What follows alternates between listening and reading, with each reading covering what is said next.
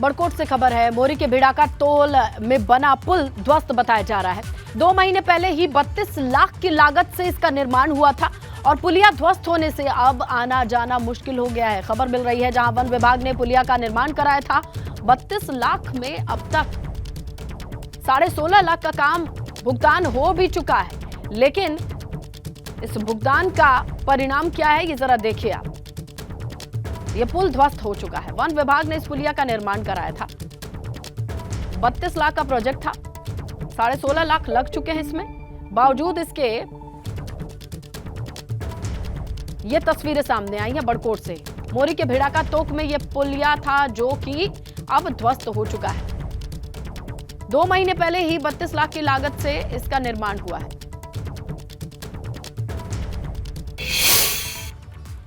खबर गोरखपुर से है जहां बेखौफ बदमाशों ने एक महिला प्रधान को सरेआम गोली मार दी।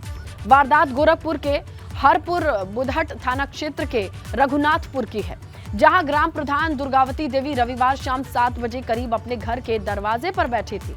इसी दौरान 2 बाइक सवार 4 बदमाशों ने उनके ऊपर फायरिंग कर दी। बदमाशों की गोली से बचने के लिए महिला प्रधान ने भागने की कोशिश की, लेकिन बदमाशों ने उन्हें ताबड़तोड़ गोलियां मारी और फरार हो गए। गोली लगने के बाद महिला प्रधान को आनन फानन में बीआरडी मेडिकल कॉलेज भर्ती कराया गया। उनकी हालत गंभीर बनी हुई है। घटना की सूचना के बाद पुलिस के आला अधिकारी समेत कई थानों की पुलिस मौके पर पहुंची है। महिला प्रधान के परिजन कह रहे हैं चुनावी रंजिश के चलते वारदात को अंजाम दिया गया है। फिलहाल पुलिस ने गांव में पहरा सख्त कर दिया है। हमलावरों का सुराग तलाशने में पुलिस जुटी हुई है। जनपद गोरखपुर के थाना हरपुर बुधट के ग्राम रघुनाथपुर से सूचना प्राप्त हुई कि वहां की वर्तमान प्रधान दुर्गावती देवी, जो कि अपने घर के बाहर बैठी थी, कुछ व्यक्तियों द्वारा उनके ऊपर फायर किया गया है। परिवारीजनों द्वारा घटना से संबंधित अहम जानकारियां दी गई हैं और अपराधियों की मूवमेंट भी बताई गई है। घटनास्थल के निरीक्षण के साथ साथ वहां आसपास के लोगों से भी जानकारी की गई है। मौके पर इस समय पर पुलिस बल को तैनात किया गया है। तहरीर प्राप्त होने पर तत्काल मुकदमा पंजीकृत करके जो भी इसमें दोषी हैं उनके ऊपर कठोर विधिक कार्रवाई की जाएगी।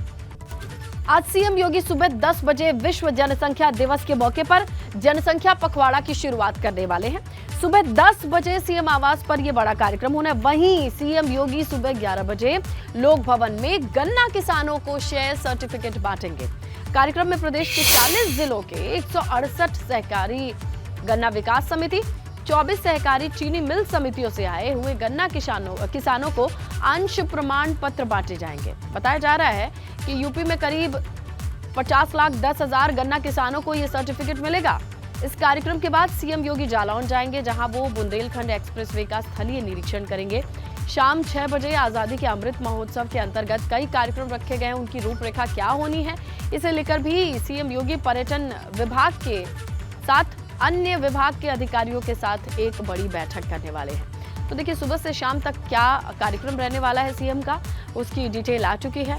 शुरुआत किस तरीके से होगी और आज के दिन अहम रहेगा गन्ना किसानों को दिया जाने वाला शेयर सर्टिफिकेट। चलिए आज बहुत सारे कार्यक्रम हैं सीएम के। अगर आज के कार्यक्रम को आप देखें, इसमें अहम क्या रहेगा, किस तरीके से डिस्ट्रीब्यूट किया गया है तमाम चीज़ों को, ये समझेंगे हमारे सहयोगी शैलेश अरोड़ा ग्राउंड पर हैं, लखनऊ का रुख करेंगे। और शैलेश ज़रा बताइए कि क्या क्या कार्यक्रम आज अलाइन किए गए हैं और खासकर अगर गन्ना किसानों के लिए बात करें, आज का दिन अहम बताया जा रहा है। बिल्कुल, देखिए निश्चित रूप से गन्ना किसानों को लेकर जो कार्यक्रम है बहुत अहम है और इसके पीछे देखिए एक बड़ी वजह भी है। लगातार गन्ना किसानों के नाम पर राजनीति जिस तरह से होती रही है, विपक्षी निशाना साधते हैं तो सरकार कहती है कि उसने गन्ना किसानों को भुगतान से लेकर जो सुविधाएं दी है वो पिछली सरकारों ने कभी नहीं दी, और उसी कड़ी में आज का कार्यक्रम भी काफ़ी अहम हो जाता है। देखिए लोक भवन के सामने हम इस समय मौजूद हैं और यहाँ पर आपको तस्वीरें दिखाते हैं, बड़े बड़े जो आप होल्डिंग लगे हुए देख रहे हैं, यहाँ पर आज 50,10,000 देखिए जो अंशधारक है, कृषक सदस्य हैं, उनको प्रमाण पत्रों का वितरण होगा। कुछ यहाँ पर लोक भवन में मौजूद रहेंगे तो बाकी जो है उन्हें जिला मुख्यालयों पर, देखिए कुल 40 जिला मुख्यालय है जहाँ पर इस कार्यक्रम का आयोजन होना है, उन सभी जगह पर डीएम, सीडीओ ये मौजूद रहेंगे और जो अंशधारक किसान हैं उनको प्रमाण पत्र वितरित करेंगे। अगर हम बात करें विभागीय व्यवस्था की, तो देखिए विभाग में इस तरह की व्यवस्था है कि 200 रुपये का शुल्क जमा करके कोई भी इसमें शेयरधारक हो सकता है। और अब तक अगर हम चिन्हित किसान शेयरधारकों की बात करें तो हजारों की संख्या है इनकी जो सक्रिय इसमें है। 40 जिलों की देखिए 168 सहकारी गन्ना विकास समितियां हैं, 24 सहकारी चीनी मिल समितियां हैं, जहां के किसानों को तरीके से फायदा होगा, जरा आसान शब्दों में हम समझने की कोशिश करें तो किस तरीके की डिटेल है आपके पास? देखिए सरल शब्दों में समझे तो एक लाइन में अगर हम चीज को समझे तो वो ये कि अगर आप हो, हम हो, किसी कंपनी के शेयर ले लेते हैं तो हम उस कंपनी के हिस्सेदार एक तरह से बन जाते हैं। यानी अगर हम सरल शब्दों में समझे तो अगर कोई विभाग से जुड़ा शेयर लेता है तो एक तरह से वो उसके हिस्सेदार बन जाता है। एक जो स्वामित्व का भाव आता है वो कहीं ना कहीं और प्रोत्साहित करने वाली चीज़ें हैं उससे जुड़े। अगर देखिए शेयर किसी को मिलता है, शेयर के जो दाम होते हैं उनमें बदलाव होता है, उसका फ़ायदा मिलता है, तो कहीं ना कहीं हर तरह से, चाहे वो भुगतान के रूप में हो, चाहे उनको स्वावलंबन की दिशा में जो सरकार लगातार काम कर रही है उन चीज़ों से जोड़कर देखें तो हर दिशा में इससे कहीं ना कहीं किसानों का लाभ होगा। और जो संख्या है वो भी अपने आप में बहुत बड़ी है, 50,10,000 की, तो निश्चित रूप से सरकार का एक बड़ा कदम है। और लोक भवन में जब ये कार्यक्रम आज होगा तो वहाँ पर गन्ना मंत्री लक्ष्मी नारायण चौधरी, गन्ना राज्य मंत्री संजय गंगवार ये मौजूद रहेंगे, प्रदेश के पदाधिकारी, विभाग के जो अपर मुख्य सचिव है, ये सभी लोग यहाँ पर मौजूद रहेंगे। और इस कार्यक्रम के बाद मुख्यमंत्री रवाना होंगे आज जालौन में, जहाँ पर 16 तारीख को बुंदेलखंड एक्सप्रेसवे का लोकार्पण होना है। प्रधानमंत्री को आना है, तो उससे पहले मुख्यमंत्री वहां पर जाएंगे, तैयारियों का जायजा लेंगे। लेकिन अभी आपने इस बड़े कार्यक्रम की जानकारी दी और आप वहीं लोकेशन पर भी खड़े हैं, तस्वीरें भी दिखाई, शुक्रिया शैलेश।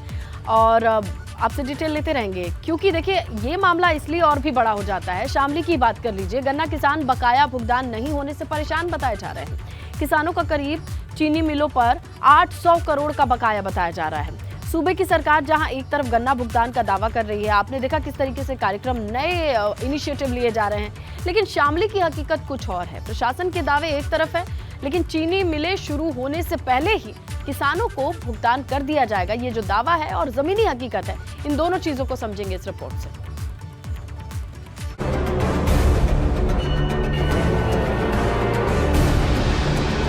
अन्नदाता को गन्ने का भुगतान 14 दिनों में होगा, ऐसा वादा 2022 विधानसभा चुनाव के ठीक पहले भाजपा ने किया था। लेकिन अगर जमीनी हकीकत की बात करें तो शामली में गन्ना किसानों का करीब 800 करोड़ रुपया अब भी चीनी मिलों पर बकाया है।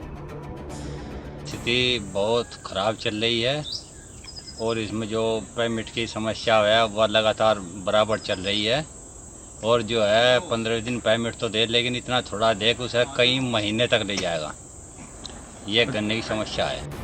पश्चिमी यूपी के ज्यादातर किसान हरे सोने यानी गन्ने की खेती पर भरोसा करते हैं। उन्हें भरोसा है कि शुगर मिलों को गन्ना पहुंचाने के 14 दिनों के भीतर भुगतान मिल जाएगा।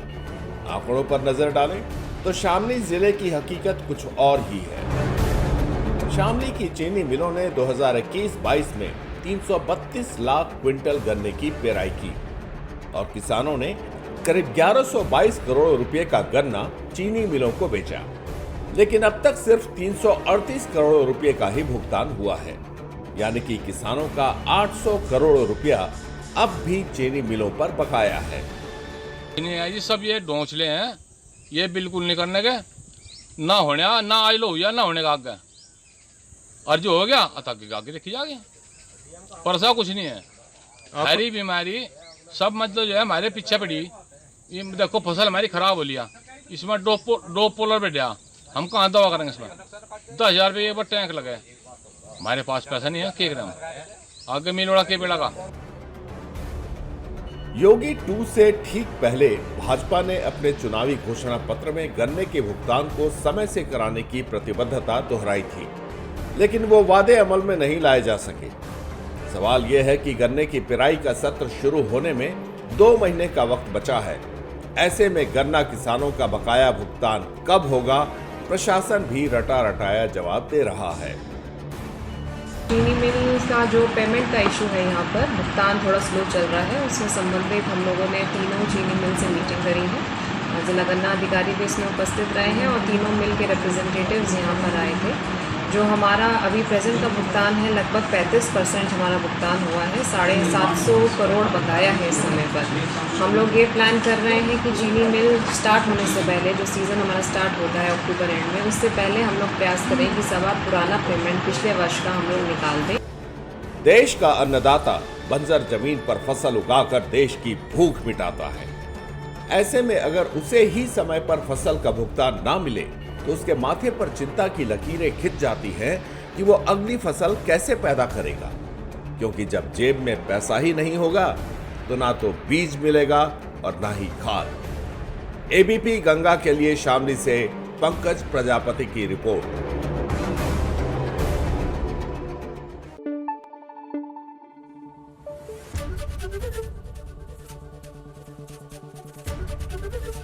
एबीपी गंगा, खबर आपकी, जुबान आपकी।